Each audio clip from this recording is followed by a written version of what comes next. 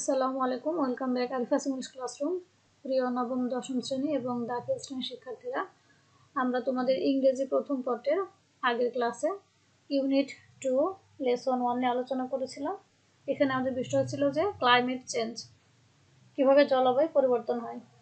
আজকে আমি এই লেসনের তোমার যে অ্যান্সার শিটগুলো আছে, মানে যে এক্সারসাইজগুলো আছে, এগুলো নিয়ে আলোচনা করব। আমরা আগের ক্লাসে বি সেকশনটা আলোচনা করেছিলাম। আজকে আমরা এখানে 3টা সেকশন আছে, সি, ডি এবং ই, এগুলো নিয়ে আলোচনা করব। তো ফার্স্টে আমরা এখানে কিছু প্রশ্ন দেওয়া আছে, সেই অ্যান্সারগুলো আগে দেখে নিই। এখানে আমাদের 5টি প্রশ্ন দেওয়া আছে। Ask and answer the following questions in pairs. প্রশ্নগুলো জিজ্ঞাসা করো এবং জোড়ায় উত্তর দাও। তাহলে আমরা এখানে ফার্স্টে দেখি যে আমাদের এখানে অ্যান্সারগুলো কি হবে। কোশ্চেন নাম্বার 1 যেটা, what does Meherjaan use to make fire for cooking her meals? Meherjan তার খাবার রান্না করার জন্য কি দিয়ে আগুন জ্বালাচ্ছিলেন? তো আমরা প্যাসেজটা খুব ভালো করে পড়েছিলাম, যারা পড়েনি তারা দেখে নেবে।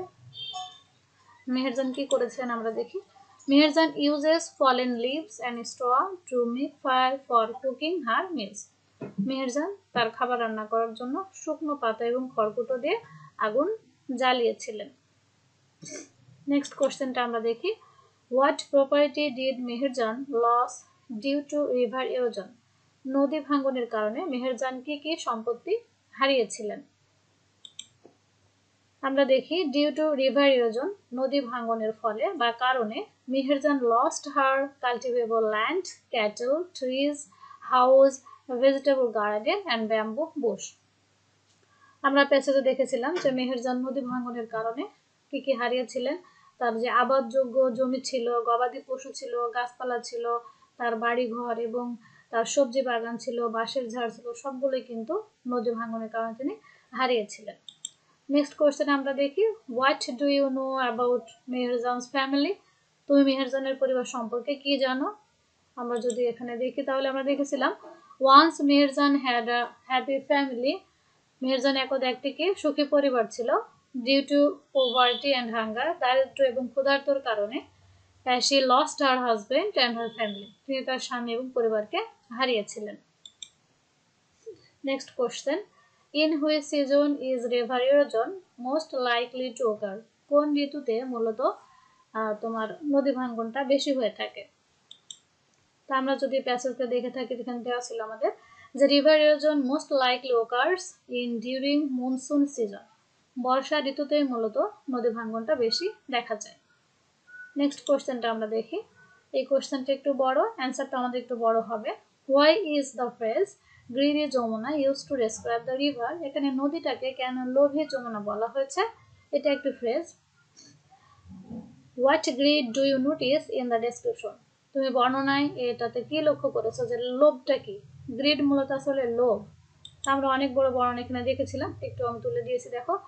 দ্য ফ্রেজ, এখানে একটা ফ্রেজ আছে গ্রিডি যমুনা মানে লোভী Jamuna, is used to describe the river.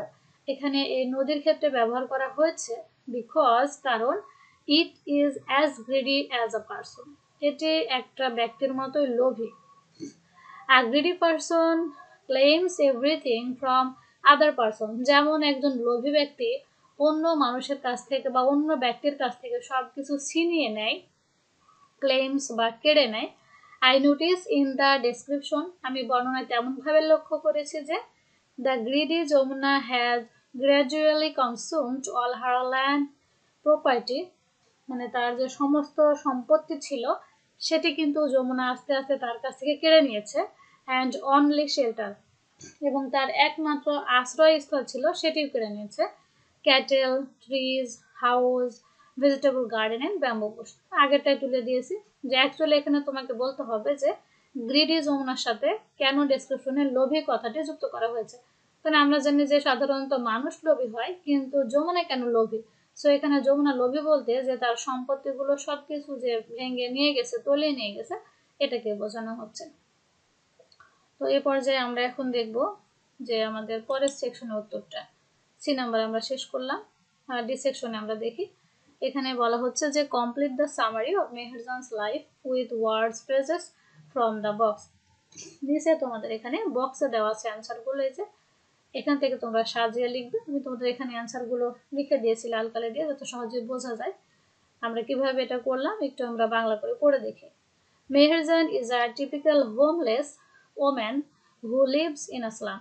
Meherjaan হচ্ছেন একজন বাস্তুহারা মানুষ, যিনি একটি বস্তিতে বাস করেন। তাহলে হোমলেস মানে কি? বাস্তুহারা, মানে যার কোনো ঘর বাড়ি নেই। She lost her shelter and properties due to the erosion of the river Jamuna. Jamuna নদীর ভাঙনের কারণে তিনি তার সম্পত্তি এবং আশ্রয়স্থল হারিয়েছিলেন। ডিউ টু মানে কারণে। She also lost her family. তিনি তার পরিবারও হারিয়েছিলেন। Her husband had died of diseases caused by poverty and shortage of food. তার পরিবার, তার স্বামী এবং মারা গিয়েছিলেন যে দারিদ্র এবং ক্ষুধার্ত বা খাবারের অভাবে। Now she is only a slum dweller. এখন তিনি হচ্ছেন একমাত্র বস্তিবাসী। Like Meherjan, there are many people who have become the victims of river erosion. মেহেরজানের মতো অনেক মানুষ রয়েছে যারা নদী ভাঙ্গনের শিকার। ভিকটিম মানে হচ্ছে শিকার। River erosion is still posing threats to the lives and properties of thousands of people. নদী ভাঙ্গনটা কিন্তু মানুষের জন্য, নদী এলাকার মানুষের জন্য, হাজার হাজার মানুষের সম্পত্তি এবং জীবনের জন্য হুমকি স্বরূপ। People living closing to the rivers are the most likely victims of river erosion. মূলত নদী এলাকায় যারা বাস করেন তারাই এই নদী ভাঙ্গনের শিকার হন। Each year about 1 lakh people become homeless due to river erosion in Bangladesh. বাংলাদেশের নদী ভাঙ্গনের কারণে প্রায় 1 লাখ মানুষ গৃহহারা হয়। Meherjan's life is just one example of how climate change affects the lives of thousands of people. কিভাবে হাজার হাজার মানুষ যে ক্ষতিগ্রস্ত হচ্ছে নদীর তোমার এখানে ক্লাইমেট চেঞ্জ মানে হচ্ছে মূলত জলবায়ু পরিবর্তনের ফলে। এটি মেহেরজান মূলত একটি উদাহরণ। তো এখানে আমাদের দেওয়া ছিল এক্সাম্পল থেকে, আমরা এখানে নিয়েছি বক্স থেকে। নিচে তোমাদের একটি কাজ আছে, এই কাজটা আমরা এখন দেখব। এই সেকশনের কাজটি মূলত হচ্ছে ডিবেট, বিতর্ক। এই যে মোশন, বক্তব্য দেওয়া আছে, দেখো। Humans can't do anything to control the course of nature. যে মানুষ প্রকৃতির গতিকে পরিবর্তন করতে পারে না। এটা হচ্ছে আমাদের ডিবেটের বিষয়। ডিবেট মূলত কিভাবে করতে হয়, এখানে তোমাদের নির্দেশনা দেওয়া আছে। তোমাদের বলা হয়েছে যে প্রথমে ফর্ম 2 গ্রুপস অফ 3-4, 3-4 জনের দুটো গ্রুপ তৈরি করতে হবে। Decide which group will speak for. Speak for মানে পক্ষে কথা বলা। এবার সিদ্ধান্ত নাও যে কোন গ্রুপটি পক্ষে কথা বলবে। Against the motion given below, নিচে দেওয়া বক্তব্য অনুসারে, এবং কোন গ্রুপটি বিপক্ষে কথা বলবে। ইন ইয়োর গ্রুপ, তোমার গ্রুপে ফার্স্ট প্রথমে তুমি ডিসকাশন করবে। Discuss and note down 5 or 6 points to support oppose the motion. মানে প্রথমে তোমরা আলোচনা করে নেবে যে কে পক্ষে বলবে, কে বিপক্ষে বলবে। এই পক্ষে তোমরা আগে 4-5টা যুক্তি দাঁড় করাবে। Then select the speakers from each group to start the debate. এরপরে তোমরা সিলেক্ট করবে যে ডিবেটে কোন গ্রুপটা কথা বলা স্টার্ট করবে। মূলত এটা একটা ডিবেট। আমি তোমাদের জন্য স্যাম্পল আকারে একটি সাজিয়ে দেওয়ার চেষ্টা করেছি। তোমরা এখান থেকে আইডিয়া নিয়ে আরো সুন্দর করে করবে। চলো তাহলে আমরা দেখে নিই যে আমাদের এখানে ডিবেটটা কি সম্পর্কিত এবং আমরা কিভাবে এটা করব।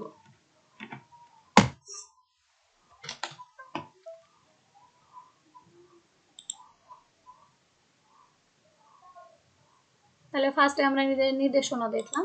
এখন যদি আমরা দেখি তাহলে আমরা ফার্স্টে দেখে নিয়েছি যে কিভাবে দলটি ভাগ করতে হয়। তোমরা সবাই পারবে, এটা জাস্ট রিড আউট করার বিষয়। যেটা প্রথমে আমরা গ্রুপ 1 ভাগ করে নিলাম, আর 3 জন সদস্য আমরা নিয়েছি, একজনকে গ্রুপ লিডার করেছি। আর আমরা প্রথমে বলছি যে গ্রুপ 1 হচ্ছে will speak for the motion, পক্ষে কথা বলবে। এভাবে আবার গ্রুপ 2 করে নিয়েছি, এবং স্পিক এগেইনস্ট মানে এই বিপক্ষে কথা বলবে গ্রুপ 2। তাহলে পক্ষে এবং বিপক্ষে আমাদের হয়ে গেল। এখন আমরা আলোচনা করব। সেখানে বলা হয়েছিল নির্দেশনা যে আলোচনা করে তোমাদের 5টি পয়েন্ট আউট করতে হবে। আমরা পক্ষে কথা বলছি, এখানে বলছে রাতুল যে hello friends, we need to discuss the motion, আমাদের বক্তব্যটা আলোচনা করা উচিত। বলছে let's note down some important points, চলো আমরা কিছু গুরুত্বপূর্ণ পয়েন্ট নোট করি। রিপন বলছে লেটস ডু ইট, চলো আমরা একটু করে দেখি। তাহলে পক্ষে আমরা আগে দেখবো যে 5টি গুরুত্বপূর্ণ নোট কি হতে পারে। Nature is a natural force, প্রকৃতি একটা কিন্তু প্রাকৃতিক শক্তি। We can not stop climate change, আমরা জলবায়ু পরিবর্তন ঠেকাতে পারি না বা থামাতে পারি না, বন্ধ করতে পারি না।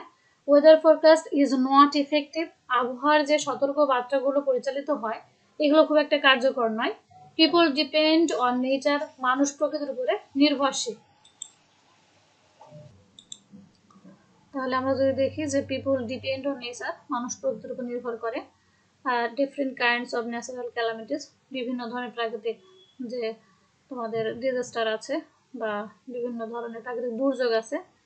এখন আমরা যদি দেখি যে আমরা এর বিপক্ষে যদি দ্বিতীয় গ্রুপের আলোচনা সম্পর্কে একই বিষয় যে কিছু গুরুত্বপূর্ণ নোটস আমরা আগে দেখে নিই যে আমরা কিভাবে প্রকৃতিকে কন্ট্রোল করতে পারবো।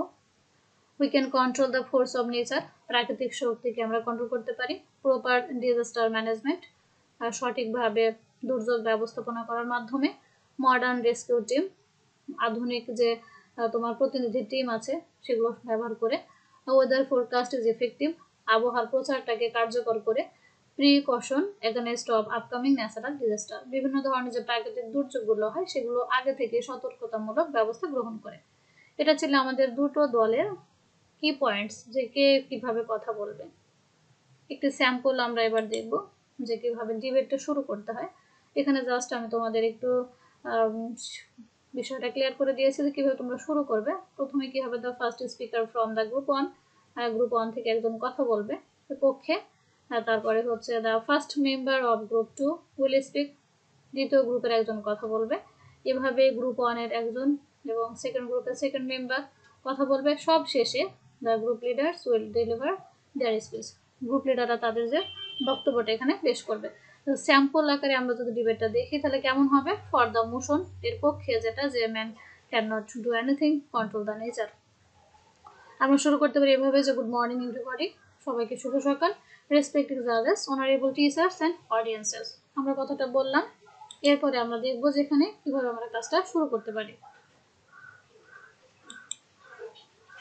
ওকে, এখন আমরা তাহলে বলছি কি দ্য ডিবেটস টপিক ইজ, ডিবেটের বিতর্কের বিষয়টা হচ্ছে humans can't do anything to control the course of nature, প্রকৃতিকে মানুষ কন্ট্রোল করতে পারে না।